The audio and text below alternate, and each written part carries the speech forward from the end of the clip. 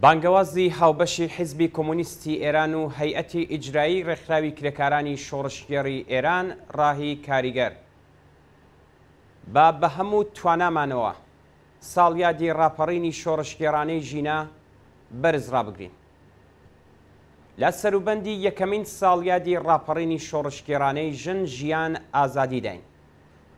ڕاپەڕینی شۆڕشگێڕانەی ژینە بەڕێبەرایەتی ژنانی بوێر و خۆراگری ئێران ڕواڵەتی ئێرانی گۆڕیوە، هاوپشتی و یەکگرتووی نەتەوەکانی ئێرانی بەهێزتر کردووە، خەباتی ئازادی خوازانە و یەکسانی خوازانە و دادخوازی بەیەکەوە گرێداوە. هاوسۆزی نێونەتەوەیی بۆ کۆمەڵانی خەڵکی ئێران مسۆگەر کردووە و پیلانگێڕی و هەژمونگەرایی ئەو هێزوو لایەنانەی دایانەویست سواری شەپۆلی بزوتنەوەکە بن تا ڕادەیەک پوچەڵ کردوێتەوە و بە پێکهێنانی کەلێنێکی قوڵ لە ناوەندەکانی دەسەڵاتی کۆماری ئیسلامیدا داهاتووی ئەم سیستمە کۆنەپەرست و پارێزەری هێژمونی سەرمایەداری تاریک کردووە. دەسەڵاتی ئیسلامی بە کۆکردنەوە و وەگەرخستنی هەموو هێز و ئامرازەکانی سەرکوتگەرانی خۆی بەکردەوە دۆزەخێکی بە پانتایی ئێران خوڵقاندووە و بە حکوومەت نظامیەکی ڕانەگەیەندرا و هەوڵی داوە وانیشان بدات کە ئەم بزوتنەوەیە کۆتایی پێهاتووە و هیوای خەڵک تێک بشکێنێت.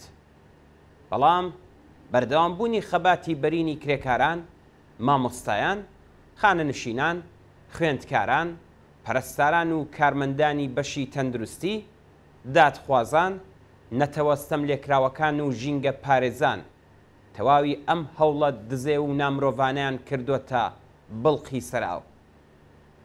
ئەم خەباتە درەوشاوەیە بە درێژایی یەک ساڵی ڕابردوو بەردەوام بووە.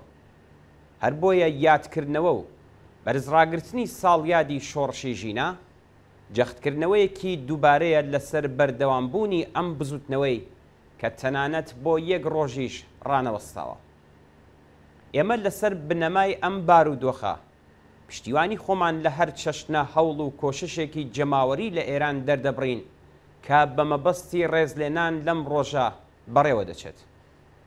لە کوردستان کە هەر لە سەرەتای دەستپێکی ڕاپەڕینی شۆڕشگێڕانەی ژیناوە بۆ تا سەنگەری خەبات و خۆراگری بەردەوام، کۆمەڵانی خەڵک خەریکی ئامادەکارین بۆ بەڕێوەبردنی مانگرتنێکی گشتی شکۆدار و کۆبوونەوە لەسەر گڵکۆی گیانبەختکردوانی شۆڕش بە بۆنەی 25 خەرمانان ساڵیادی قەتڵی حکوومەتی ژینە ئەمینیەوە.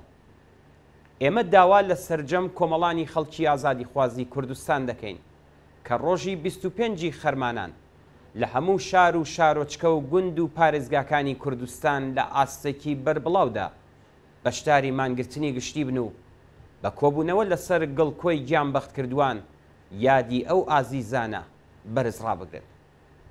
ئێمە پشتیوانی خۆمان لە بانگەوازی هەموو کۆڕ و کۆمەڵ و دامەزراوە جەماوەریەکان لە سەر تاسەری ئێران بە مەبەستی ڕێخستن و بەڕێوەبردنی کۆڕ و کۆبوونەوەی ناڕزایەتی و هەروەها سەرجەم هەوڵ و داهێنانێکی ممکن و کاریگەری جەماوەری لەلایەن ژنان و لاوان و ڕێکخراوە جەماوەریە مەدەنیەکانەوە دەکەین لە پێناو تێکشکاندنی ئەو زەخت و زۆر و حکوومەت نظامیە ڕانەگەیەندراوەی ڕژیمدا.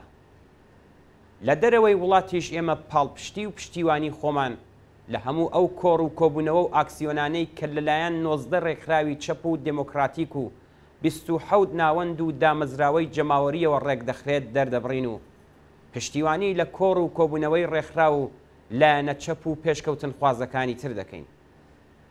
لە ساڵیادی شۆڕشی ژینادا لە ئاسفیدا کاری و شکۆی گیانبەختکردوانی ئەم بزوتنەوەیە و لاوانی جەسوور و قارەمانی تری هاوشێوەی ژینە، نیکا، سارینا، یەڵدا، هەنانا، مێهرشاد، حەمید ڕەزا و جەواد ڕۆحیەکان و بنەماڵەی سەربەرزی دادخوازاندا سەری ڕێز و نەوازش دادەنوێنین. ئەوان بە خۆڕاگری سەربەرزانە و درەوشاوی خۆیان لەمبۆزی دەسەڵاتی فاشیستیان لە خاک وەرداوە و ڕێگای ڕزگاری و دەربازبوونیان لە دۆزەخی کۆماریس خۆش کردووە. ڕوخێت ڕژیمی کۆماری ئیسلامی سەرکەوتوو بێت شۆڕشی کۆمەڵانی خەڵکی ئێران بژی ئازادی و دموکراسی و سۆسیالیسم. هەیەتی ئیجرایی ڕێکخراوی کرێکارانی شۆڕشگێڕی ئێران ڕاهی کاریگەر حیزبی کۆمونیستی ئێران یەکشەممە 19 خەرمانانی 1402 هەتاوی بەرابەر لەگەڵ 10 سپتامبری 2023 زاینی.